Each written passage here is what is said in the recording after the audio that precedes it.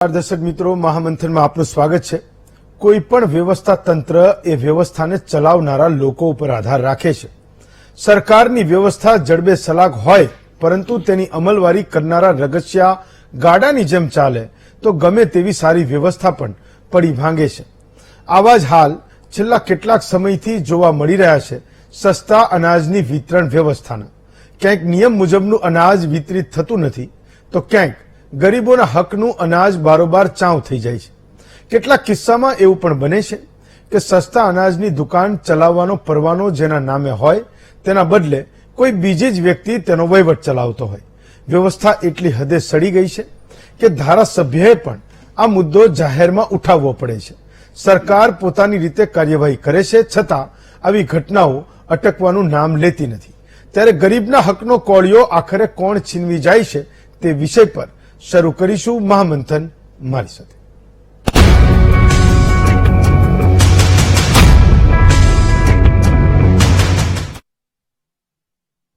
Ration કાર્ડની દુકાન સાથે એ ધીમે ધીમે ગુજરાતના મધ્યમ વર્ગનો નાતો એ ખતમ થઈ ચૂક્યો છે, અને જે વર્ગ મધ્યમ વર્ગની શ્રેણીમાં આવતો જાય છે એનો નાતો એ ખતમ થઈ રહ્યો છે।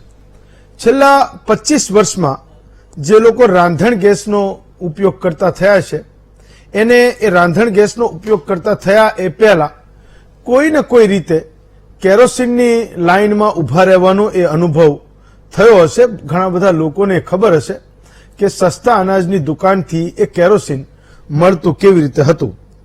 એ કેરોસીનની જરૂરિયાત હવે એ મધ્યમ વર્ગને રહી નથી, એટલે આજે સસ્તા અનાજની દુકાન એ માત્ર ગરીબો માટે સસ્તું અનાજ મેળવવાની એક દુકાન રહી ચૂકી છે, અને એના કારણે એ મુદ્દો માત્ર ગરીબોનો જ રહ્યો છે, મધ્યમ વર્ગનો એ મુદ્દો નથી એવું આપણે માની લીધું છે। આપણી સમજણ છે એ વિકસી ચૂકી છે અને એ ગરીબનો પ્રશ્ન છે, એટલે મોટે ભાગે એની ચર્ચા પણ થતી નથી। બહુ મોટા અભિયાનો એમાં સાફ સફાઈ વિશે ચાલતા નથી, પણ હું કેટલીક એવી ઘટનાઓ વિશે જે હું સમજ્યો છું એ કહેવા માંગુ છું કે એકાદ વર્ષ પહેલા એક રાજ્યવ્યાપી આ અનાજ સગે વગે કરવાનું કૌભાંડ એ અમદાવાદની ક્રાઇમ બ્રાન્ચની ટીમે પકડ્યું હતું।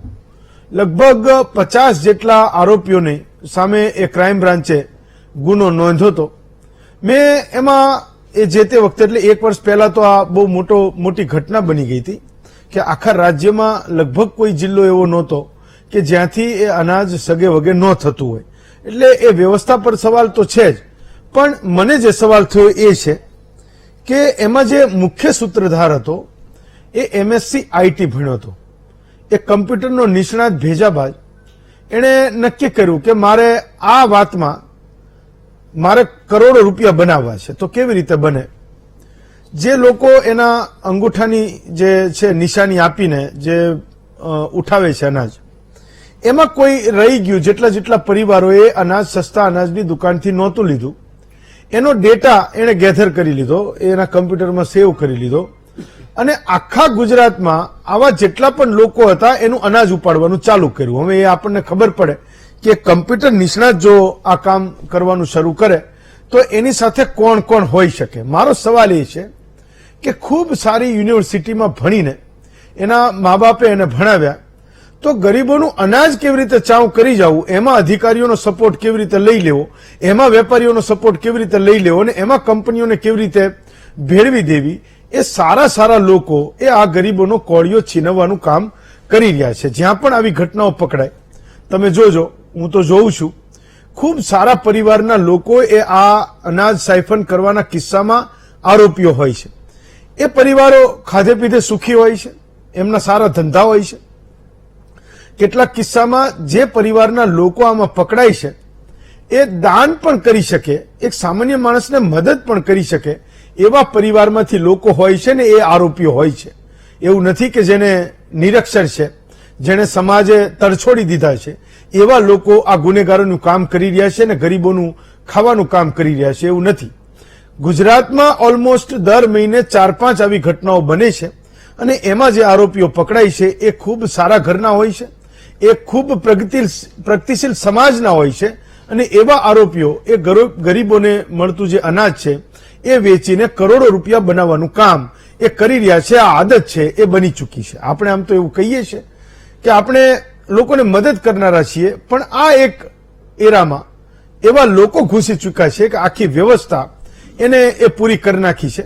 અને જે કંઈ સરકાર તરફથી અનાજ આવે છે એ અનાજમાંથી કેવી રીતે પૈસા બનાવવા એનો એક રસ્તો એ શોધી લીધો છે. દર વખતે તમે જોજો એક જ પેટર્નથી ઘટનાઓ બને અને એક જ પેટર્નથી એના આરોપી પકડાય, અને જે આરોપી પકડાય એ પણ એની આજુબાજુ જ હોય. કાં તો એ મામલતદાર ઓફિસમાં કામ કરતો હોય, કાં તો એ દુકાનવાળો હોય, અને કાં કોઈ પુરવઠાના કેસમાં કોઈ અધિકારી હોય જેનું નામ આની અંદર આવે. થોડી ઘણી તપાસ થાય ને પછી વાત પૂરી થઈ જાય. તો મોટા ભાગના કિસ્સામાં જે બને છે એ એક જ મોડસ ઓપરેન્ડીથી આ કૌભાંડ થાય છે. ગરીબોનું અનાજ એ સગે વગે થાય છે ને એમાં લોકો કરોડો રૂપિયા બનાવે છે. તમે આ અનાજને ખરીદવાનું જે કામ છે એ મેં એ તપાસ કરી કે રહેતા એ જાહેર કરિયાણાની દુકાનમાં જાય છે કે પછી કોઈ કંપનીઓ એને ઉઠાવી લે છે કે પછી શહેરોમાં જે છે એ લોટ લોકો તૈયાર લાવીને ખાય છે. આમ તો ગામડામાં એવું કે લોટ લેવા ન જવાય, માગવા ન જવાય. એમ લોટ લાવવો એ એક દરિદ્રતાનું એક નિશાની છે. તો મધ્યમ વર્ગના પરિવારો એ તૈયાર લોટ લાવતા નથી, પણ હવે શહેરોમાં એક આખો ટ્રેન્ડ છે અને લોટની બેગ છે એ લઈને આવે છે. આ જે લોટ બને છે એ મોટે ભાગે એવી કંપનીઓમાં બને છે જેનું ટર્નઓવર એ કરોડો રૂપિયાનું છે. એક વર્ષના અંતે એમના નફા પણ કરોડો રૂપિયાના હોય છે. એ કંપનીઓ આ સસ્તા અનાજનું જે સાયફન કરવાનું કામ છે એમાં એણે એ કડીઓ બધી ગોઠવી દીધી છે. ચાહે એમાં એ કોઈ સરકારી કર્મચારી છે, ચાહે એ સસ્તા અનાજની દુકાનવાળો છે, કે ચાહે એવા કોઈ વેપારીઓ છે કે જેની સાંઠગાંઠ એ દુકાનવાળા સાથે છે. આ આખું કૌભાંડ એ કોર્પોરેટ કંપનીઓમાં અનાજ પહોંચે અને એના દ્વારા એ કરોડો રૂપિયાનો નફો કમાય એ ત્યાં સુધીના એના તાર એ જોડાયેલા છે. જો મોટી કંપનીઓમાં રેડ કરવામાં આવે, દરોડા કરવામાં આવે, તો આ અનાજની વાત પણ એ છતી થાય અને ગરીબોનું અનાજ એ કોર્પોરેટ કંપનીઓમાં જે લોટ દળાય છે, જે અનાજ દળાય છે એમાંથી જ પકડાય. પણ અત્યાર સુધીમાં આવી મોટી કંપનીઓ પણ આપણા હાથમાં આવતી નથી. તો સૌથી મોટી માથાકૂટ એ છે જે આપણે બધા સમજીએ છીએ કે આ તમામ કૌભાંડમાં સરકાર ધીમે ધીમે એ વ્યવસ્થા ટેકનોલોજીને બેસાડીને કરી રહી છે કે કોઈ એવી વ્યક્તિ ગરીબ માટે જે અનાજ મોકલાય છે એને લઈ ન લે, એ એની જરૂરિયાત નથી અથવા તો એ પોતે લાયક નથી એને, અને એ અનાજ લઈ ન લે. તો એની માટે ટેકનોલોજી એ સજ્જડ ધીમે ધીમે થઈ રહી છે. ટેકનોલોજી એટલે આવી રહી છે કે એ અનાજ લેનારો ચોર નથી, એ સામાન્ય ગરીબ વ્યક્તિ જે પોતાનું પેટ માંડ ભરે છે, જે પોતાનું ઘર પરિવાર માંડ ચલાવે છે ને એ સસ્તા અનાજની દુકાનને લાઈનમાં રહીને એ અનાજ મેળવે છે, એ ચોર નથી. પણ ટેકનોલોજીનો જેટલો પણ અમલ થાય એનો સૌથી વધારે ભોગ એ ગરીબ બનવાનો છે. જેટલી પણ સરકારી પરીક્ષાઓ એ અનાજ લેવા માટે સરકાર દાખલ કરે એ તમામ પરીક્ષાઓમાંથી એક સામાન્ય ગરીબ વ્યક્તિને પસાર થવું પડે છે. જ્યારે કે એનો પોતાનો વાંક આમાં એક પણ નથી, એક ટકો પણ એનો વાંક નથી. પણ કૌભાંડીઓના કારણે જે ટેકનોલોજી આ સસ્તા અનાજની દુકાનમાં ઘૂસી રહી છે એનો સૌથી મોટો ભોગ એક ગરીબ વ્યક્તિ બને છે, જે એનું પેટ માંડ ભરે છે, જે એનું ગુજરાન માંડ ચલાવે છે, જે એના બાળકોને માંડ ભણાવે છે. તો ટેકનોલોજીના માધ્યમથી જેટલું પણ રોકવાનો પ્રયત્ન થઈ શકતો હશે એટલો થતો હશે, અને છતાંય આ કૌભાંડીઓ એ સરકારનું સસ્તું અનાજ એ ઘરે લઈ જાય છે. એ આપણા સૌ માટે ચિંતા કરવાનું કારણ છે. હું આજનું આજે મહામંથન છે એટલે કરી રહ્યો છું કે 4 ઘટનાઓ એ ગુજરાતમાં બનેલી છે જેના દ્રશ્યો એ તમને વીટીવીની આ સ્ક્રીન પર દેખાય છે. કે પહેલા જે દ્રશ્યો છે એ મહીસાગરના છે કે ગામ લોકોનો અનાજ વિતરણ કરનારા સંચાલક સામે એ વિરોધ હતો કે અપૂરતું અનાજ આ સંચાલક એમને આપે છે, જે ગામની દુકાનવાળો હશે, પંડિત દીનદયાળ ઉપાધ્યાય સસ્તા અનાજની દુકાનવાળો. ગ્રામસભાના એ હોબાળા પછી મતદાર અને પુરવઠા વિભાગની ટીમે તપાસ હાથ ધરી અને આખી વાત છે એ બહાર આવી. બીજા જે દ્રશ્યો છે એ પંચમહાલના છે. પંચમહાલના કાલોલના બાકરોલ ગામમાં એ સસ્તું અનાજ મેળવતા લાભાર્થીઓએ અનાજ બારોબાર વેચાતું હોવાનો દાવો કરવાની સાથે ધારાસભ્યને રજૂઆત પણ કરી અને ધારાસભ્યએ પછી આ દુકાનવાળાને ખખડાવ્યા પણ ખરા. પણ હું એવું માનું છું કે એ ચેતવણીથી આ કામ ચાલવાનું નથી. આમાં જે સડો પેસી ગયો છે એનું ઓપરેશન કરવું ખૂબ જરૂરી છે. વડોદરાના જે છે એ ત્રીજા દ્રશ્યો છે.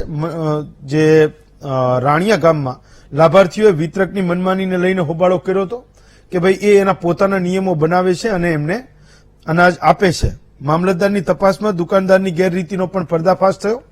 જ્યારે જે છેલ્લા દ્રશ્યો છે એ પણ વડોદરા શહેરના જ છે, જેમાં 12 દુકાનોમાં સસ્તા અનાજની દુકાનોમાં કૌભાંડનો જે છે એ પર્દાફાશ થયો છે. આધાર કાર્ડ આધારિત જે વિતરણ વ્યવસ્થામાં કૌભાંડ બહાર આવ્યું છે. એક જ કાર્ડ ધારકના નામે અન્ય દુકાનમાંથી પણ પુરવઠો લેવાયોનો અહીંયા એ કેસ આવ્યો છે. કારણ કે ગરીબ તો લેવા ગયો જ નહીં હોય, પણ આ જે વ્યવસ્થામાં ગોઠવાયેલા કૌભાંડીઓ છે એની આ કરતૂત છે. આપણે એ જનતા અને નેતાને પણ સાંભળી લઈએ કે આ કૌભાંડમાં એ પોતે શું અનુભવે છે અને નેતા શું કહી રહ્યા છે. કે આ લેડીઝોએ બધું મને રજૂઆત કરી કે કઈ મળતું નહીં સામાન, અમને પૂરતું સામાન મળતું નથી, તો તમે બેન જણાવો એમ. તો મેં જણાવ્યું, એને કીધું પંકજભાઈને કે તમે પૂરતું સામાન આપો, પોચ કાઢો. તો કે પોચ નહીં નીકળે, તાર ચાલે એ કરી લે. હું એવું કેમ? તો કે બસ એમ જ પોચ નહીં નીકળે છે. કેટલા સમયથી આ રીતનું થઈ રહ્યું છે? હા તો ખાસા ટાઈમથી છે આવું. તો તમે રજૂઆત કરી છે? બીજી કોઈ જગ્યાએ રજૂઆત કરી છે? અનાજ વેચે, આખો વ્યવહાર કરે જિલ્લા જોડે અને આદિવાસીને તોલવા રાખ્યો છે. તો પોતાના નામે દુકાન અને બીજો ચલાય કેવી રીતે ચલાય? તો પહેલી તો એ તપાસ માંગી છે. બીજા નંબરે 6-7 દુકાનો એવા છે કે વેજલપુર, બાકરોલ, કરોલી આ બધી પંચાયતોમાં જે વેપારીના ગુણ હોય છે એ પૂરું અનાજ આપતા જ નથી ગ્રાહકોને. એટલે એમને આપી દીધું ભાઈ અઠવાડિયામાં સુધારો થઈ જાય, નહીં તો ફરી વાર અમે આગલો કાર્યક્રમ ઘડીશું. અમને અમારું રણછોડ ભગત વાળું ફર્યું છે 7 વર્ષથી. બાકરોલ થી અમારે રણછોડ ભગત વાળું ફર્યું. અમને 7 વર્ષથી આપતા નથી. સરકારથી આપતા પણ અમને આપતા નથી. મફત અનાજ આલ્યું હતું એ બી મળ્યું તમને? કશું નહીં. શું માંગણી સરકાર જોડે? આપતા નહીં ભાઈ, તૈયાર જાય તો અંગૂઠા નહીં આવતા એવું જ કે છે સાહેબ. પછી અમારા છોકરાને બેના લીધા કે નહીં મળે, જાઓ. તો 2 વખત ગઈ હતી પણ પાછી કાઢી હતી મને. પ્રીમિયમ તો વાત જ છોડો, પણ પૈસાથી પણ અમુક ધક્કા મારીને પાછા આવે છે પણ મળતું નહીં. અમે મામલતદારને શ્રીને રજૂઆત કરી કે એવું કે છે કે ભાઈ હમણાં અંગૂઠા ફિંગરપ્રિન્ટ નથી આવતી. દુકાનવાળા એમ કે છે ભાઈ તમે મામલતદારમાં જાઓ. મામલતદારમાં બહેનો જઈને પાછી આવી છે પણ તોય કઈ અમને સરખો જવાબ મળતો નથી. અને 3 દુકાનો અમારા ગામમાં આવેલી છે પણ ત્રણેયના આ પ્રોબ્લેમ જ ચાલુ જ છે. એમ આ 3 જે વ્યક્તિઓ બોલી રહ્યા હતા એમાં વચ્ચેના જે હતા એ ફતેહસિંહ ચૌહાણ છે, કાલોલના ધારાસભ્ય છે, અને એણે દુકાનદારોને કીધું ગેરરીતિ કરશો તો હવે તમારા ઉપર દંડ થશે. એમાં નામ નહોતું લખ્યું એટલે મેં કીધું. આપણી સાથે આજે આ 4 વક્તાઓ છે. મુદ્દો છે ગરીબના હકનો કોળિયો કોણ ચાઉ કરી જાય છે. ડોક્ટર કમલેશ રાજગોર છે, ભાજપના નેતા છે. મનહરભાઈ પટેલ છે, કોંગ્રેસના નેતા છે. તરલેશભાઈ પાઠક છે, નિવૃત્ત પુરવઠા અધિકારી છે. અને જીતુભાઈ સોલંકી છે, એ ફેર પ્રાઇઝ શોપ એસોસિએશન એટલે સસ્તા અનાજની જે દુકાન હોય એનું પણ એક એસોસિએશન છે, એના પ્રમુખ છે. એ આપણી સાથે જોડાયા છે. સૌથી પહેલો સવાલ જીતુભાઈ હું તમને કરું છું કે જેટલી પણ વાર સસ્તા અનાજની દુકાનની વાત આવે તો એક નહીં પેલો હિન્દી ફિલ્મના વિલન જેવું એક કેરેક્ટર એ સસ્તા અનાજની દુકાનમાં જે બેઠેલી જે વ્યક્તિ છે, પરવાનેદાર છે, એ દેખાય. જ્યાં પણ જેટલા પણ આ જે બધું અનાજ સગે વગે કરવાનું કૌભાંડ આવે, જ્યાં કોઈ જગ્યાએ એની તપાસ થાય, એ ગેરરીતિમાં એ સસ્તા અનાજની દુકાનમાં બેઠેલો પરવાનેદાર એ એના મધ્ય બિંદુમાં હોય છે. જીતુભાઈ, તમારું તો એસોસિએશન છે આખા ગુજરાતમાં, તો સ્વાભાવિક છે કે તમને બધાને સસ્તા અનાજની જરૂર નહીં પડતી હોય. આજે આ ચર્ચામાં બેઠેલા કોઈ પણ વ્યક્તિને પણ સસ્તા અનાજની જરૂર નથી પડતી, પણ જ્યારે પડતી હશે ત્યારે એ બધાને ખબર હશે કે કેવી રીતે એક વ્યક્તિ યાચક બનીને સરકારે આપેલું અનાજ લેવા જાય છે. તો એ ગરીબોનો ખ્યાલ એ તમારું એસોસિએશન કેમ નથી રાખતું? અને જેટલા પણ પકડાય એની સામે સરકારને કાર્યવાહી કરવાની હશે, એના જે નિયમો હશે, કાયદા હશે, કાનૂન હશે, જે થતું હશે એ થતું હશે. મને ખબર છે છૂટી જ જતા હશે, એને કોઈ આજીવન કારાવાસ તો પડવાની નથી. હું નથી માનતો કે એવડો મોટો ગુનો એ આપણો કાયદો એને ગણતો હોય. પણ જીતુભાઈ, તમારું એસોસિએશન એ તમે જેટલા પણ હશો, 12-15 હજાર લોકો તો હશો જ પરવાનેદાર, એ ક્યારેય એ ગરીબોનો વિચાર નથી કરતું કે ભાઈ મારી દુકાનમાં આવેલું સરકારી અનાજનો એક પણ દાણો એ હું ક્યાંય સગે વગે નહીં થવા દઉં અને જે ગરીબના હકનું છે એ આપીને હું મારા 7 ભવ છે એ સુધારીશ? જીતુભાઈ. જી જી જી જી જી નમસ્તે. બધાને વર્ષ 2023ની શુભકામનાઓ. અને મારી વાત હું રજૂ કરું. આપે એક ફિલ્મની વાત કરી તો એ સમય કદાચ હવે વીતી ગયો છે જ્યારે આ પ્રકારની ગેરરીતિઓ આપણી સામે આવતી હતી અને જે દ્રશ્ય દેખાતા હતા એક વ્યાજબી ભાવના સંચાલકના, એમાં ઘણું પરિવર્તન આવ્યું છે. હું એની સામે તમને એક બીજો ઉદાહરણ આપી દઈશ અને એ કન્ક્લુઝન રહેશે આખી ડિબેટનું કદાચ, કે એક ફિલ્મ હતી, જો તમારા ધ્યાનમાં આવે તો ભારતના બધા જ નાગરિકોએ જોઈ હશે. એક બાળક ભૂખ્યું હોય છે અને એને મા બાપથી વિખૂટું પડેલું બાળક ભૂખ્યું થયેલું હોય છે અને એની સામે એક બ્રેડની દુકાન હોય છે અને બ્રેડની દુકાનમાં એ બ્રેડ માંગે છે, પરંતુ એ બ્રેડ એને મળતો નથી. ત્યારે એ ઝૂંટવી અને એ ભાગે છે અને ભાગ્યા પછી એ આખો સિનારીઓ જે બદલાય છે એના પછી જે દ્રશ્ય આવે છે એ ભારત દેશના પરિપ્રેક્ષમાં જોઈએ તો ઘણી બધી જગ્યાએ અમલ થતો હોય છે. હવે એ બાળક મોટો થઈને પણ એ પ્રકારની પ્રવૃત્તિમાં સંકળાયેલો રહે છે. તો કહેવાનો મતલબ કે તે છતાં પણ એ આપણો હીરો હોય છે. ફિલ્મનો જે બાળક છે એ ભવિષ્યમાં જયારે બને છે ત્યારે આપણા માટે એ આઇકોન જેવો હોય છે. બીજો પણ એક કેરેક્ટર હોય છે જે કેરેક્ટર અપ્રતિમ બહુ ગુનાખોરીમાં સંકળાયેલા હોય છે. અને આ પ્રકારનું દ્રશ્ય આપણને યાદ છે, યાદો કી બારાતનું આ દ્રશ્ય છે, તમને ધ્યાનમાં જ હશે. તો મારી આખું કન્ક્લુઝન જ અહીંયા આવી જાય છે. આપે કહ્યું કે અમે કેમ ધ્યાન નથી રાખતા. આપને જણાવું કે વર્ષ 2020માં જયારે કોરોના આવ્યો અને કોરોનાની શરૂઆત થઈ ત્યારે જયારે વિતરણ વ્યવસ્થાની વાત આવી ત્યારે આપ સૌને ધ્યાનમાં હશે, કારણ કે ગુજરાતના અડધો-અડધ જનસંખ્યા સાથે અમે સંકળાયેલા હતા અને ખતરનાક પીક પર જયારે કોરોના હતો ત્યારે અમે સૌ દુકાનદારોએ મળી અને આ ગરીબ લોકો સુધી અનાજ પહોંચાડવાનું એક માધ્યમ બન્યા હતા. ત્યારે અમારી પાસે કોઈ સરકારે વ્યવસ્થા નહોતી કરી, તેમ છતાં પણ અમે એક ઇનિશિયેટિવ લઈ અને જીવનને દાવ પર મૂકીને પણ આ કામ કર્યા છે. એટલે ગરીબો માટે કામ કરવું એ અમારી પ્રાથમિક જરૂરિયાત છે અને ભગવાને અમને એક સારું માધ્યમ બનાવ્યા છે. સરકારની જે સારી યોજના છે અન્ન પૂરું પાડવાની, એ યોજના અંતર્ગત અમે એક માધ્યમ બની અને લોકો સુધી આ અનાજ પહોંચાડી રહ્યા છે.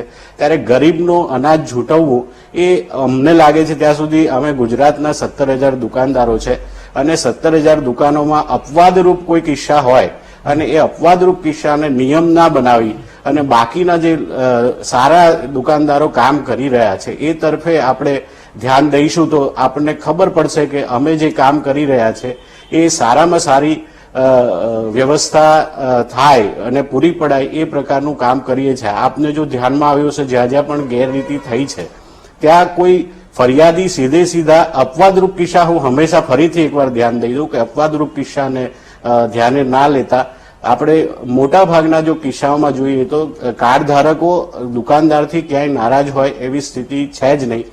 તો અમે હંમેશા ધ્યાન રાખીએ છીએ અને ગુજરાતનો દરેક દુકાનદાર આ ધ્યાન રાખે છે. પરંતુ અમારી કેટલીક સમસ્યાઓ છે, એ સમસ્યાઓનું જો નિરાકરણ થાય તો કદાચ આમાંથી વધારે ઉકેલ આવી શકે એમ છે. જી, મારો સવાલ એ હતો કે તમે એ ફિલ્મના બાળકને એવું કહો છો કે બ્રેડ ઝૂંટવી જાય ને આપણો હીરો બની જાય, તો સરકારે તમને એટલા બધા ઇન્સેન્ટિવ આપી દીધા છે કે ધીમે ધીમે જે ગરીબોના કારણે તમારી દુકાન ચાલે છે તમે એના ઉપર આંગળી ચીંધો છો કે એ લઈને બારોબાર વેચી દે છે?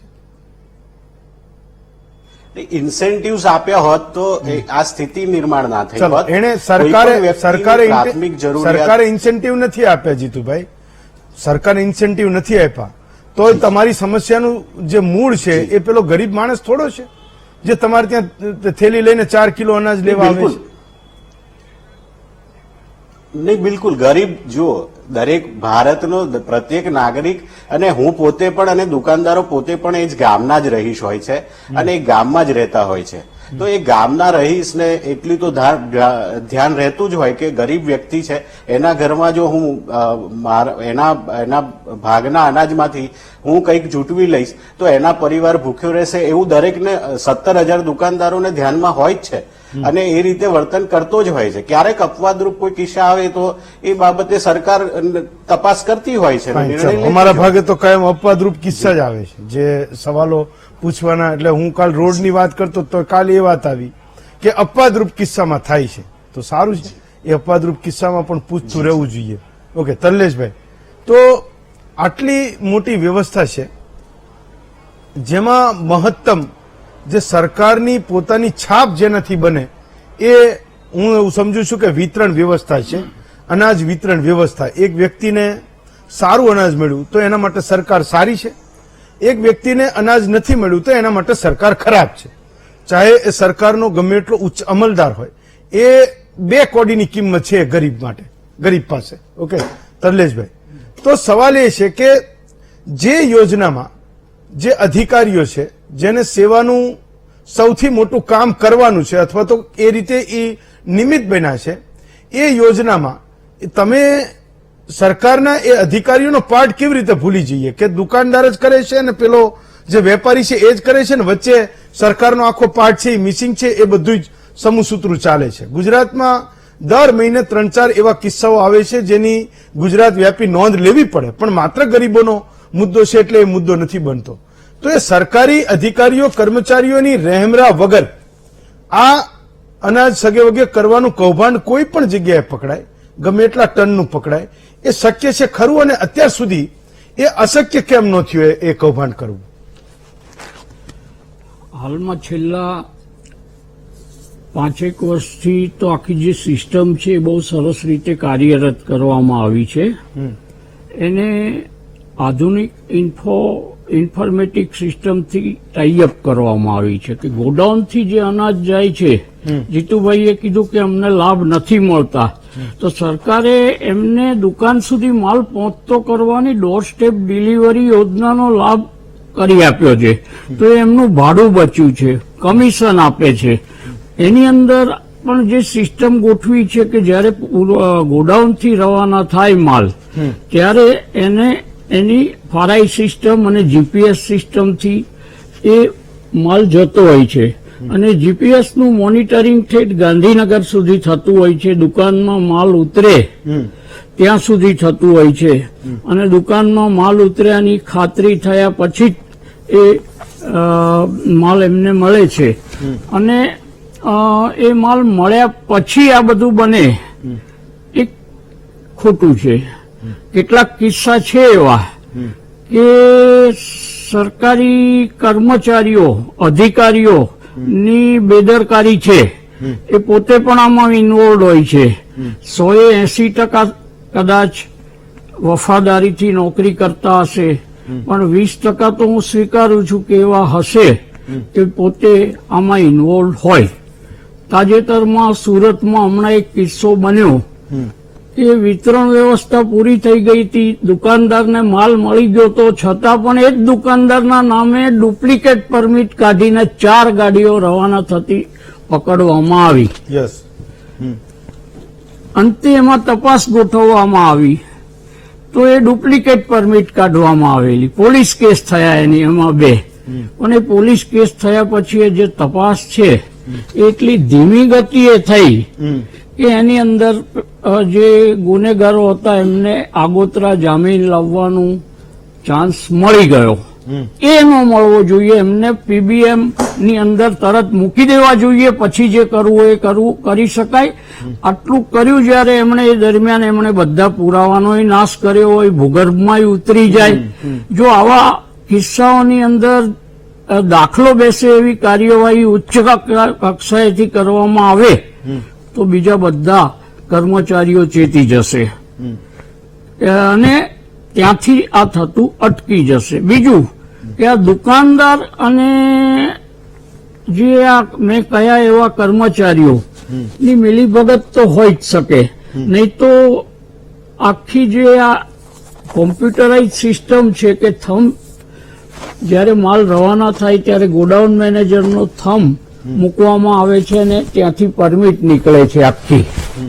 હવે એ પરમિટ ત્યારે જ નીકળે કે જ્યારે ગોડાઉન મેનેજર એની અંદર થંબ આપે ત્યારે. પછી એ રવાના કરવામાં આવે ત્યારે ફારાઈ સિસ્ટમમાં એનો ફોટોગ્રાફ લેવામાં આવે. એ માલ જે રૂટ ઉપર નક્કી કરેલા રૂટ ઉપર જઈ રહ્યો છે તો એનું મોનિટરિંગ કરવામાં આવે છે. અને ડોર સ્ટેપ ડિલિવરીના જે કોન્ટ્રાક્ટરો છે એ જો રસ્તામાં વધુ રોકાણ કરે તો એમને દંડ કરવાની પણ અત્યારે. મારો સવાલ તમે ના સમજ્યા. હું એ સમજુ છું કે આ ટેકનોલોજી જબરજસ્ત રીતે આવી રહી છે. જીપીએસ પણ ટ્રેક થાય ને થંબ પણ લેવામાં આવે ને ફોટો પણ મોકલે, અને છતાં પણ ગાડીઓ એ મિલોમાં પહોંચી જાય જ્યાં અનાજ દળાતું હોય, એ કોર્પોરેટ કંપનીઓમાં પહોંચી જાય, એનું પેકિંગ થઈને શહેરનો એક ઉચ્ચ વર્ગ એ પૈસા આપીને ખરીદી પણ લે. તો સવાલ એ છે કે આ જે વચ્ચેનો જે પાર્ટ છે એ મિસિંગ છે કે નથી? છે, કારણ કે હમણાં તમે જ કહ્યું કે ભાઈ આની અંદર ખોટા રીતે ટેકનોલોજીનો ઉપયોગ કરવામાં આવે છે, જે એની અંદર સંડોવાયેલા ઓપરેટરો પણ હોય છે કે એ લોકો ગોડાઉન કક્ષાએ પણ કામ કરતા હોય અને આ મિસિંગ ઓથોરિટીની સાથે પણ કામ કરતા હોય. એ લોકોને પગાર માત્ર 10,000 આપવામાં આવે છે. 10,000 પગારની અંદર કયો કર્મચારી હશે કે આજે એનો ઘર ચાલે? અને આઉટસોર્સિંગ કરી અને આઉટસોર્સિંગ કંપનીઓ છે વધારે પૈસા કમાય છે. એટલે આ 10,000 કમાતો જે કર્મચારી છે એ જયારે આ વસ્તુ કરે ત્યારે એની અંદર ઇન્વોલ્વ થવાનો છે, કારણ કે એને એક કિસ્સામાં 5-10,000 મળવાના છે. ચાલો, તમે સારો મુદ્દો ઉઠાવ્યો. ડોક્ટર રાજગોર, તો સસ્તા અનાજની જે યોજનાઓ છે, પોપ્યુલિસ્ટ યોજનાઓ છે, સરકારને વાહવાહી તો ખૂબ મળે છે, પણ આ કહે છે એમ કે જ્યાં લૂપહોલ છે એ વ્યવસ્થાઓ સતત એ ભ્રષ્ટાચારનો અડ્ડો બની રહી છે અને આખી વ્યવસ્થા સડી ગઈ છે. માત્ર ને માત્ર કે એક બાજુ તો સરકાર અનાજ વહેંચે છે, એ આંકડા બતાવે છે, વાહવાહી તો લૂંટે છે. લોકોને ગમે પણ છે કે જે એનો લાભ લેતા હશે એ યાદ પણ રાખતા હશે. પણ સવાલ એ છે કે જે ગરીબ સુધી પહોંચવું જોઈએ એ નથી પહોંચતું, અને કેટલાક કિસ્સામાં એ અનાજ સાયફન થાય છે, બારોબાર એવા લોકો લઈ જાય છે જેના એ હકદાર નથી. તો આખી વ્યવસ્થા તમે ટેકનોલોજી લાવો છો, પણ એને જોનારું કોણ છે કે આ ટેકનોલોજીના આધારે હવે કોઈ ગરબડો ન થાય અને જે આપણા કર્મચારીઓ છે, અધિકારીઓ છે, એ આ યોજનામાંથી કમાઈ ન જાય? એ દુકાનદાર પર ધ્યાન કોણ રાખશે? તમે આઉટસોર્સિંગના લોકો સરકાર બેસાડે જશે તો મૂળ જવાબદારી કોણ લેશે? માત્ર ને માત્ર એના કારણે જ આ વ્યવસ્થા ચાલવા દેવાની, કારણ કે એક નિયમ બનાવી દીધો આ જ રીતે આ યોજનાને ચલાવવાની છે. નહીં, ચોક્કસ. સૌથી પહેલા તો મહામંથનના માધ્યમથી આ એક એવી ચર્ચા થઈ રહી છે અત્યારે કે જે સમુદ્ર મંથન થયા પછી અમૃત ફળ નીકળે એ રીતે આ અમૃત ફળ જે ગરીબોના પેટમાં ધાન જવું જોઈએ ધાન નથી જતું અને બીજે ક્યાંક સગે વગે થઈ જાય છે.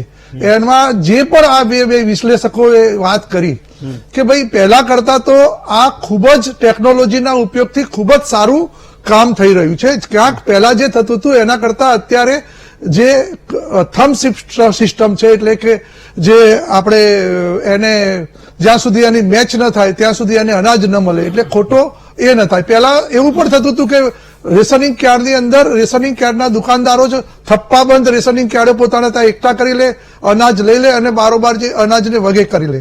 પરંતુ એવું પણ હું એવું કહું છું કે બંને રાજકીય વિશ્લેષકો કીધા ને હમણાં જ મેં અમારા રાજ્યના ગુજરાતના અમારા સહપ્રવક્તા હિતેન્દ્રભાઈ પટેલ જોડે પણ મેં વાત કરી તો એમણે સ્પષ્ટ જે પણ વાતો કીધી કે ભાઈ ટેકનોલોજીના માધ્યમથી અમે કંઈક સારું કરવા આ સરકાર જઈ રહી છે અને એની સાથે સાથે સંગઠન પણ ક્યાંક તૂટ્યું હોય તો કામ કરી રહી છે. જેમ કે દીનદયાળ ઉપાધ્યાય જે દુકાનો હતી એની સંખ્યા વધારી અને એ દુકાનોની અંદર કોરોનાના કાળની અંદર થેલો પણ લઈને જવું પડે ગરીબ વ્યક્તિએ, એ થેલો પણ આપનાર અમારા કાર્યકર્તાઓએ ગામે ગામ જઈને કામ કર્યું અને એ લોકોને અનાજ પૂરું પાડ્યું. ચોક્કસ આ યોજના માત્ર વાહવાવી લેવા માટેની નથી. એક વ્યક્તિ ભૂખ્યો સુઈ જાય ગામમાં અને બીજા લોકોની અંદર કોઠારોની અંદર અનાજ પડ્યું રહે અને એ લોકો કાળા બજાર કરે તો આના રાઇટ ટુ ફૂડ જે આપણી જે આખો જે પ્રોજેક્ટ છે રાઇટ ટુ ફૂડ આપણો જે એને અમલ કરવાનો છે એમાં છીડા છે જ ચોક્કસ. અને આ છીડાના કારણે 4-5 તમે જે કિસ્સા કહું એવું કઈ હું છટકી જવા નથી માંગતો, એ 4-5 કિસ્સા પણ ન જ થવા જોઈએ. કેમ કે એના કારણે 4 વ્યક્તિ પણ જો ભૂખ્યા રહે તો એ આ સરકાર અને આ સંસ્થા અથવા આપણા બધા જ માટે લાંછનરૂપ છે, માનવતા માટે પણ લાંછનરૂપ છે. એટલે સારું છે એવું કહીને હું છટકી જવા નથી માંગતો. ચોક્કસ પહેલા કરતા ટેકનોલોજીના માધ્યમથી ક્યાંક ને ક્યાંક ચોરી ન થાય એટલે આપણે આ બધા તંત્ર ગોઠવ્યું છે. પરંતુ છતાંય શું થાય છે કે તમારી વાત સાથે એટલો સંમત થઉં છું કે જેમ ટેકનોલોજીના કડક નિયમો થાય એમ ગરીબ વ્યક્તિ એ ટેકનોલોજીમાં ફિટ ન થાય તો એને વધારે પરીક્ષા આપવી પડે અથવા વધારે રીતે પસાર થવું પડે છે અને એના કારણે ખૂબ જ પરેશાન થાય છે. એટલે વાંક કોઈક બીજાનો છે, ભોગવી રહ્યું છે કોઈક બીજું, અને એના કારણે આપણે ક્યાંક ને ક્યાંક અત્યારે ઉણા ઉતરીએ છીએ કે ગરીબના પેટની અંદર અથવા ગરીબના ચૂલાની અંદર જે સરકાર આટલું બધું આપી રહી છે, આટલું બધું સરકાર તો છેલ્લા 85 કરોડ લોકોને ધારો કે અત્યારે ફ્રી અનાજની સાથે સાથે જે સસ્તા અનાજની અંદર એક દીનદયાળ ઉપાધ્યાય દુકાન હતી એ 4 દુકાનો થઈ ગઈ અને એના તંત્ર પણ વધી ગયું. ત્યારે જે આપે છે ત્યારે લોકો ચોક્કસ શોર્ટકટ શોધીને ક્યાંક ને ક્યાંક આપણે જેમ કીધું ને માલામાલ થઈ જાય છે. એ વાત સાથે હું સંમત છું. પરંતુ ભારતીય જનતા પાર્ટી સંગઠન અને સરકાર આવ્યા પછી જે પણ સુધારા થયા છે અને એમ અત્યારે જેમ એફપી પેલા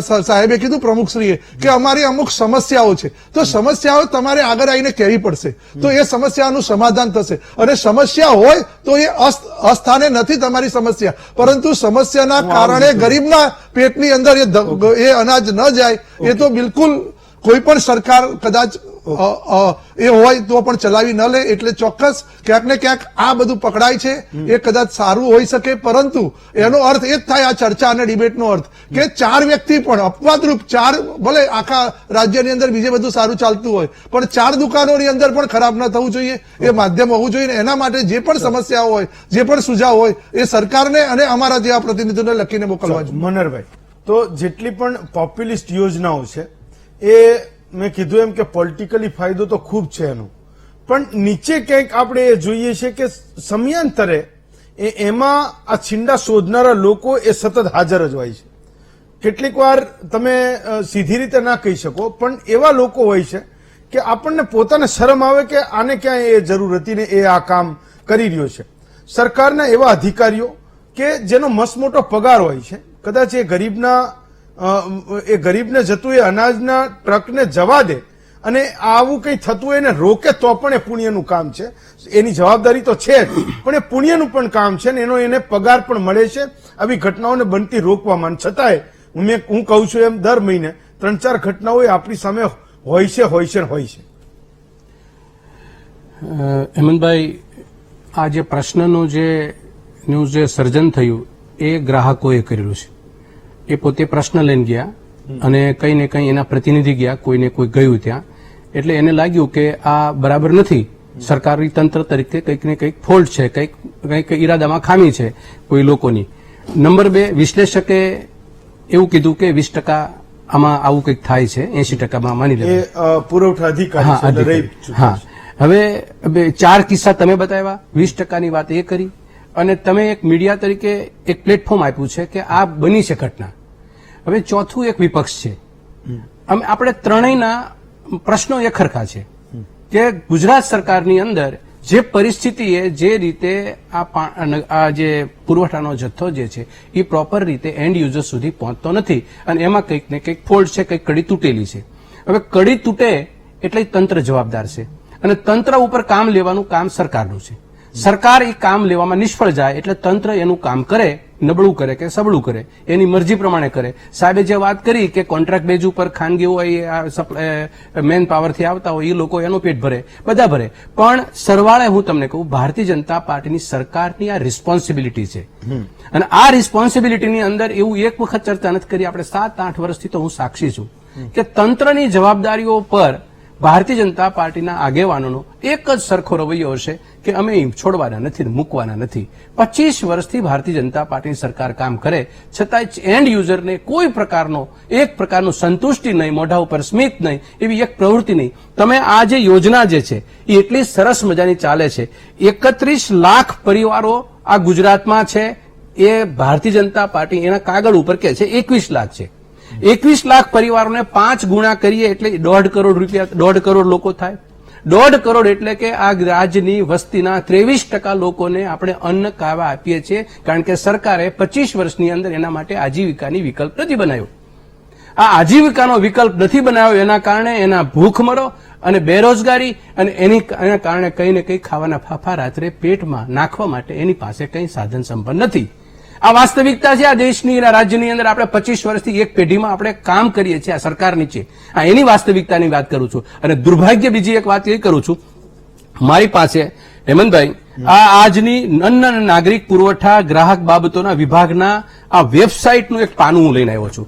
એ વેબસાઇટના પાના ઉપર એને એવું લખ્યું છે ફૂડ હેલ્પ લાઇન. એમાં એ લખે છે કે સંજોગો વસાત ભોજનની વંચિત રહેલા જણાય એવી વ્યક્તિ માટે ફક્ત રાહત દરે ભોજન વ્યવસ્થા પૂરી પાડનારી સદાવ્રત સંસ્થાઓની વિગત આપવા માટે ફૂડ હેલ્પલાઇનની યોજના અમલમાં મૂકવામાં આવી છે.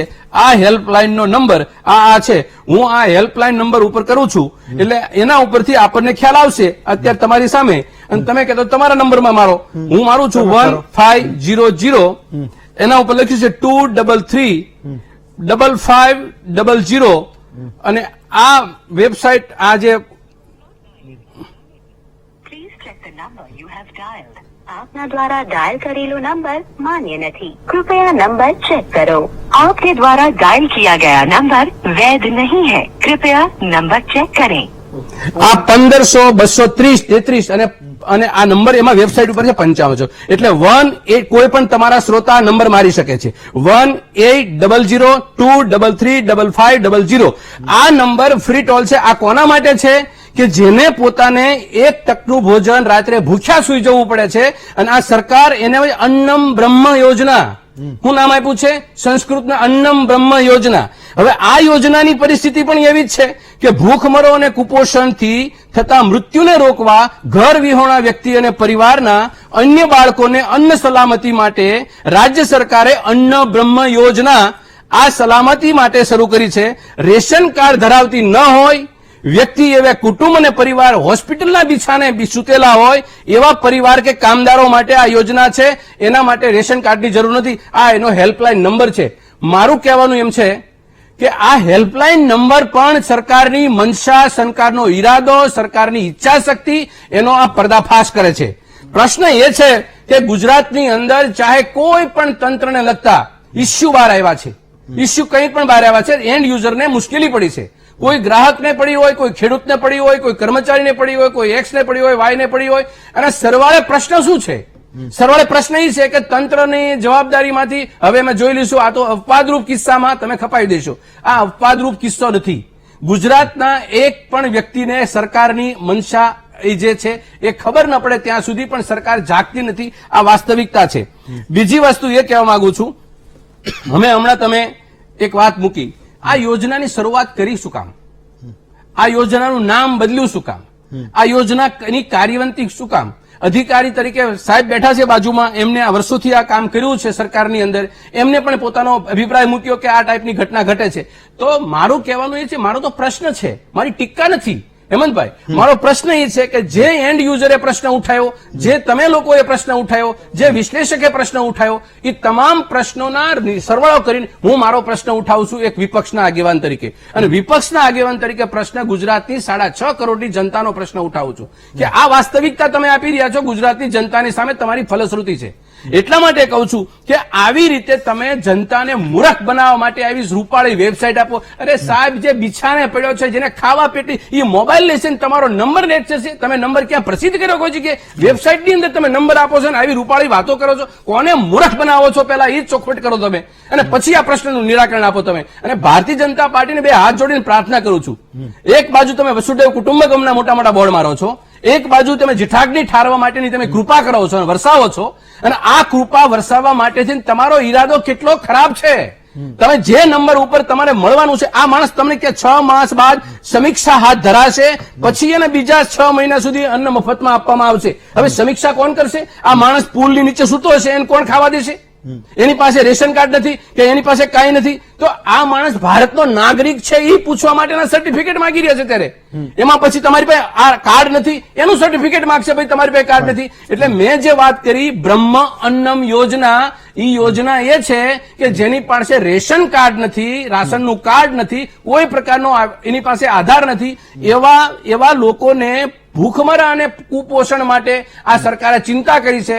અને ચિંતાનો મેં આ નંબર તમને સામે મૂક્યો. આ નંબર પ્રમાણે ઈ ભાઈ ઈ જે ભૂખમરો ન આવે કે એને કુપોષણ ન લાગે એના માટે થઈને રાત્રે સુવા માટે થઈને ભોજન જોતું હોય એટલે સરકારમાં આ ફોન કરવાનો, અને સરકારનો આ ફોન છે ઈ ના ઉપડે એટલે એ ભાઈ છે પાછો સુઈ જવાનો, અને સરકાર તાલ ઢોલ ને તાળીઓ ટીપશે કે અમારી આ બ્રહ્મ યોજના મોટા પેપરમાં છાપામાં પાછલા પેજની અંદર, અડધા પેજની અંદર જાહેરાત આપશે. અમે પણ એ ચેક કરશું કે વાસ્તવમાં આટલી એક સારી યોજનામાં જે નંબર આપવામાં આવ્યો એ કોનો અને ક્યાંનો નંબર છે જે લાગતો નથી અથવા તો આઉટ ઓફ રીચ છે. બીજું બી તપાસ કરવા જેવું છે કે મનહરભાઈએ રાજકીય વિશ્લેષકોએ જે કીધું એ કીધું. મનહરભાઈએ જે કીધું ત્યારે મનહરભાઈના આપણે જયારે કોંગ્રેસની સરકાર હતી ને ત્યારે આદરણીય ચિદમ્બરમે કીધું છે કે એ વખત તો એ લોકો 35 કરોડ ને જ આપતા હતા આ અન્ન, ત્યારે એમાં છીડા છે, સૌથી મોટા છીડા એમાં છે, એવું એમની સરકાર સ્વીકારતી હતી. હવે આ તો કેવું છે કે ગાડી સાસરે પેલા ગાડી સાસરે ના જાય, ગાડીને શીખામણ આપે. હવે હું એમ કહેવા માંગુ છું ભાઈ તમે જ્યાં બી છે એ પ્રજા નક્કી કરતી હશે. અમે તો શું કર્યું છે એ પ્રજાને કહીએ છીએ, અને ક્યાંક ત્રુટિ હોય તો અમે સ્વીકારીને એને સમાધાન તરફ જઈએ છીએ. પ્રમાણિકતાથી પ્રયત્ન કરે છે આ સરકાર, અને એની જોડે પાર્ટીના સંગઠનના વ્યક્તિઓ પણ વ્યક્તિવાર જાય છે. માત્ર તમે જયારે આક્ષેપ કરો છો ત્યારે મારે કહેવાનો મતલબ એ જ છે કે આક્ષેપ તમે જે રીતે કરો છો તો તમારું તો જુઓ. તમે આ વ્યવસ્થામાં લોકોને પડતી મુશ્કેલી પહેલા કરતા તો અત્યારે ઘણું સારું છે, બધા સ્વીકારી રહ્યા છે. વ્યવસ્થાને ખબર પડે એના માટે આપણે આ સવાલ એ પૂછી રહ્યા છીએ, અને એટલા માટે આપણે આ મુદ્દો ઉઠાવી રહ્યા છીએ. ના તો એ સવાલ કોંગ્રેસની સરકારનો છે, ના તો એ ભાજપની સરકારનો છે. મુદ્દો માત્ર અત્યારની વ્યવસ્થાનો છે કે જે એનો ગરીબ છે એના સુધી એ અનાજ સારી રીતે પહોંચવું જોઈએ, સારી ગુણવત્તાનું પહોંચવું જોઈએ, સરકારે જે નક્કી કર્યું એટલું પહોંચવું જોઈએ. એ જ માત્ર અત્યારની વ્યવસ્થાના સવાલ છે. આપણી સાથે બે કોલર છે. મહેશભાઈ સુરતથી છે. જી મહેશભાઈ બોલો. હવે સાહેબ પહેલા તો તમને નમસ્કાર અને અભિનંદન. જી થેન્ક યુ સર, બોલો.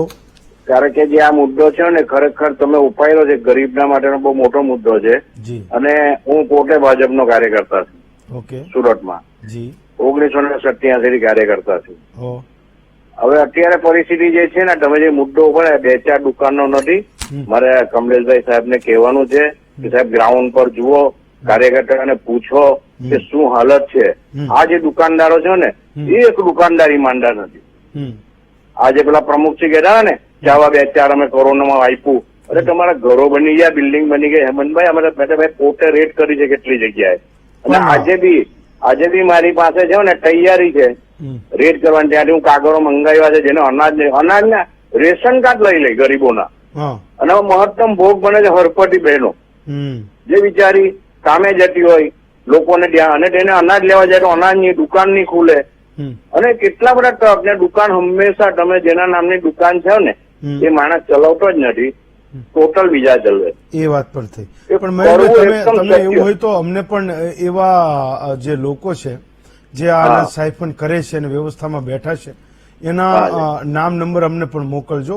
અમે પણ ચોક્કસ છે. હું હમણાં એક અરજી મેં તૈયાર કરાવી છે હમણાં માન્ય ધારાસભ્યશ્રીને આપવા માટે.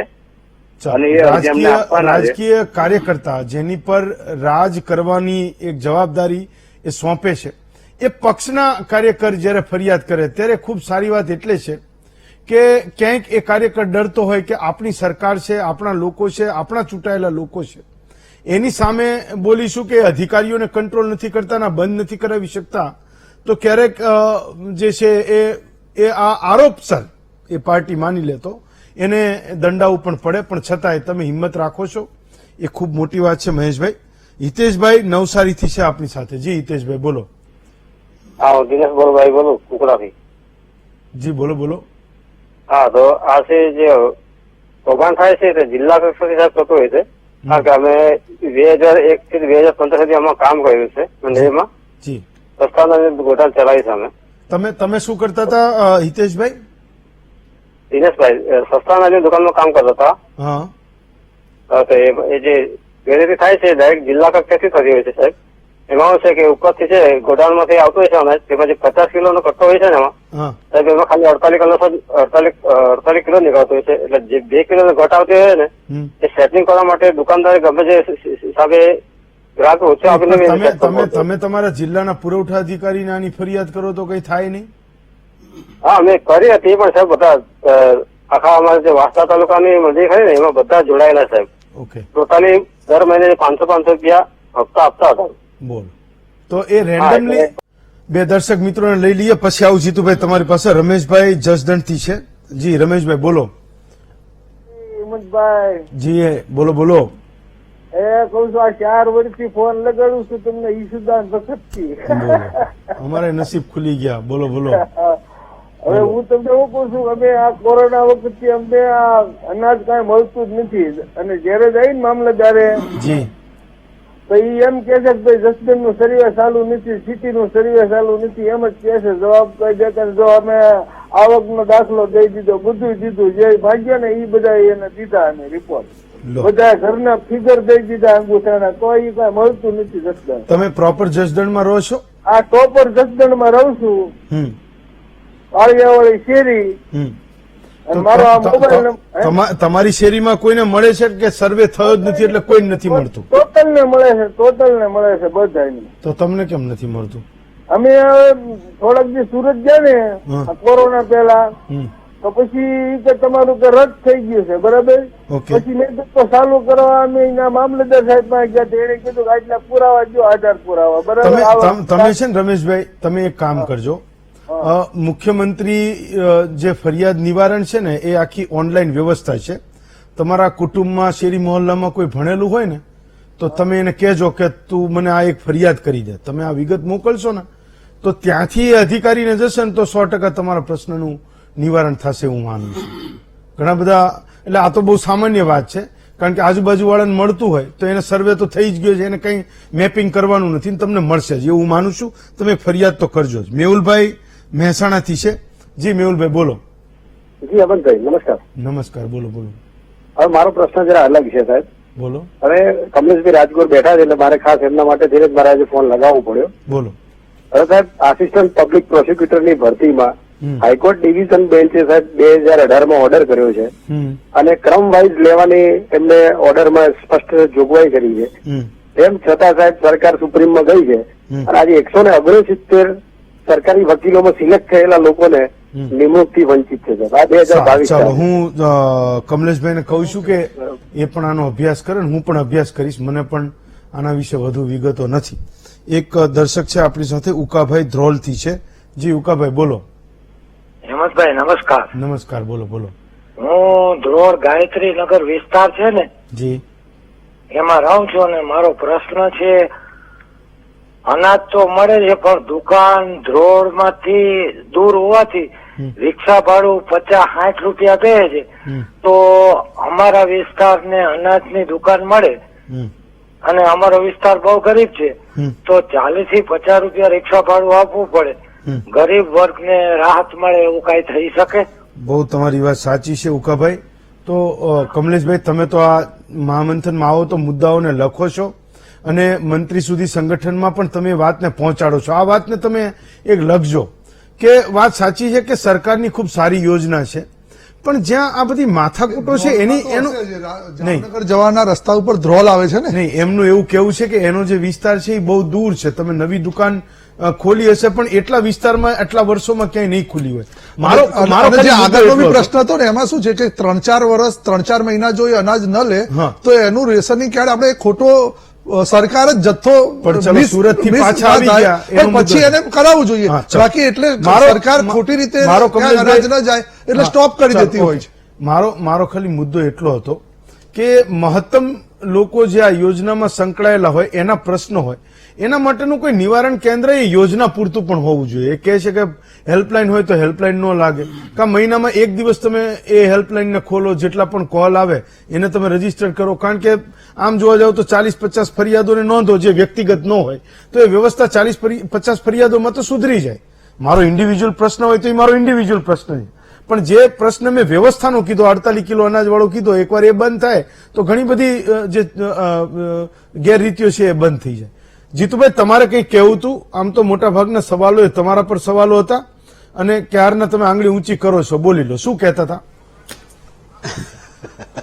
હા, એટલે હેમંતભાઈ આપ ધ્યાને દેશો તો 1 કલાકના કાર્યક્રમમાં આપણે સ્વાભાવિક રીતે જે વિષય હોય એ વિષયના લોકોને આપણે બોલાવતા હોય, અને તમે જે 5 લોકોને બોલાવ્યા એમાંથી 4 એક વિષયની બહારનો વિષય હતો અને 3 એવા વિષય હતા જે વ્યક્તિઓ હતા જેમણે અમારી તરફેણ કરી. જો તમે જો બારીકાઈથી ધ્યાન દો તો દુકાનદારની તરફેણ કરતા જવાબ આપ્યા છે. એક કાર્ડધારકનો પ્રશ્ન હતો અને એ પ્રશ્નમાં તમે છેલ્લે એક જ એ વ્યક્તિ બોલ્યા કે કાર્ડધારક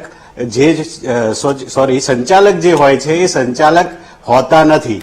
આ વિષયમાં હું એટલું જ કહીશ, મારા દુકાનદાર વતી બોલવાનું, એટલે હું એટલું જ કહીશ કે આ વિષયને રાજકીય પક્ષોએ ચિંતા કરવી જોઈએ, ત્યાંના સ્થાનિક કાર્યકર્તાઓએ ચિંતા કરવી જોઈએ, ત્યાંના સ્થાનિક અગ્રણીઓએ ચિંતા કરવી જોઈએ, અને કાર્યકર્તા તરીકે તમારે ધ્યાન દેવું જોઈએ કે સંચાલક સાચો છે કે નહીં. એટલે આપ હેમંતભાઈ જુઓ તો 5માંથી 3 પક્ષ અમારા છે, એટલે સ્વાભાવિક રીતે અમે કામ કરી રહ્યા છે. આપણે જે બીજા એક વ્યક્તિએ કોઈકે ફોન પર આપને કીધું કે 48 કિલો અનાજ મળે છે, આ સાચી વસ્તુ છે અને જ્યાં જ્યાં પણ આપણે ફરિયાદ કરીએ છીએ ત્યાં સુધારા પણ થઈ રહ્યા છે. પરંતુ એક વાત આપને ધ્યાનમાં દઉં કે કાર્ડધારકો અમારી સાથે કેટલી શાલીનતાથી અને સુમેળભર્યા સંબંધો બંધાયા છે કે કાર્ડધારકો જુએ છે કે અમારા કાર્ડ એ જે અનાજ આવે છે એ જથ્થામાં જો 50 કિલોમાંથી 48 કિલો હોય ને તો 48 કિલો લઈ જવા તૈયાર થાય છે, કારણ કે અમને ખોટ ના પડે. એટલે આટલા શાલીનતા ભર્યા સંબંધો અમે આ જાળવીને આજે કામ કરી રહ્યા છે. જીતુભાઈ, મારો મુદ્દો તો એ છે કે જે આ વ્યવસ્થામાં એ છીંડા કરીને કૌભાંડ કરે છે, બધા લોકો છે એમ નથી કહેતો. અને બીજું કે તમે તો હંસનો ચારો ચરનારા વ્યક્તિ છો, જેટલી તમારા માટે સારી વાતો હતી એ બધી એક બાજુ લઈ લીધી અને જેટલા વ્યવસ્થાના પ્રશ્નો હતા જેના સેન્ટરમાં પણ તમે હતા એ બધી તમે એક બાજુ તારવી દીધી. 2 દર્શકોને લઈશું. જિગ્નેશભાઈ પાટણથી છે. જી જિગ્નેશભાઈ બોલો. વિનોદભાઈ પાટણથી બોલું છું. બોલો. મારો મુદ્દો હેમંતભાઈ કમલેશભાઈ છે જી કે જે આજે સ્કૂલમાં મધ્યાહન ભોજન ચાલે છે ને એમાં 10% મામલતદાર ફરજિયાત લે છે, 10%. અને બીજું કે જે ચેકિંગમાં જાય છે એ બેન કે જે સાહેબ હોય એ મધ્યાહન ભોજનના ફાયદી 1000 રૂપિયા દર મહિને લે છે. ચાલો, તો આ વ્યવસ્થામાં પણ તમારા માટે લડનારા પેલા બાપુ છે ને વચ્ચે અમે એને બેસાડ્યા હતા, એ ખૂબ સારું કામ કરે છે. એને પણ કદાચ ખબર હશે તો એને પણ સરકારને રજૂઆત કરવી જોઈએ, લખવું જોઈએ અને આને તાત્કાલિક બંધ કરવું જોઈએ. તમારો મુદ્દો એકદમ વ્યાજબી છે. ભૂપતભાઈ જેતપુરથી છે. જી ભૂપતભાઈ બોલો. હા, કમલેશભાઈ ને આપડે વાત કરવાની છે. ઈ એમ થેલી નું કેતા ને, થેલીઓ બધા જે એવા ઘરે 10 રૂપિયા તો થેલી ના લીધા છે અને 10 રૂપિયા તો અંગૂઠા ના લે છે. ફાઇન, ચાલો ઓકે. ચાલો, ભાજપ કોંગ્રેસ નથી કરવું એટલે અંગૂઠા મારવાના 10 રૂપિયા નહીં લીધા હોય. ચાલો ઓકે, એની કોઈ ફરિયાદ હશે તો પોતાની દુકાનનું હશે, આપણે તો ખાલી સાંભળી જ પડે. એમાં કઈ થતું હોય પોઝિટિવ જ લેવું જોઈએ. એમનું સૂચન અમે પોઝિટિવ લઈએ, મનહરભાઈનું સૂચન બી અમે પોઝિટિવ લઈએ છીએ કે કોઈ વાંધો નથી. પણ છેવટે એ વખતની જમાનાની અંદર જો આ આખી ડિબેટ છે ને, અમારા સહપ્રવક્તા બી આ અત્યારે ડિબેટ જોઈ રહ્યા છે અને એ બી સૂચનો આપી રહ્યા છે ક્યાં જે લેવલે. એટલે ભારતીય જનતા પાર્ટીની સિસ્ટમ એવી છે કે નાની નાની ત્રુટીઓ જે પણ ફોન આવે છે એ અત્યારે પાર્ટી લેવલે નોંધાતી હોય છે અને એ રીતે એના સૂચનો અને એના અમલ કરવાનું કામ કરતા. ડોક્ટર કમલેશ રાજગોર, મનહરભાઈ, તરલેશભાઈ અને જીતુભાઈ, ચારેય વક્તાઓનો આભાર માનું છું. છેવટે મેં કહ્યું એમ કે આપણે બધાએ એ વ્યવસ્થા સુધાર માટે છીએ. જ્યાં વ્યવસ્થામાં ત્રુટી છે એ સવાલ આપણે પૂછવો જોઈએ, જનતા પણ પૂછી રહી છે અને સરકારની એ જવાબદારી છે કે એ ત્રુટીઓને પૂરી કરે અને વ્યવસ્થાને સુદૃઢ બનાવે. આવતીકાલે વધુ એક નવા વિષય સાથે ફરી મળીશું. રજા આપશો.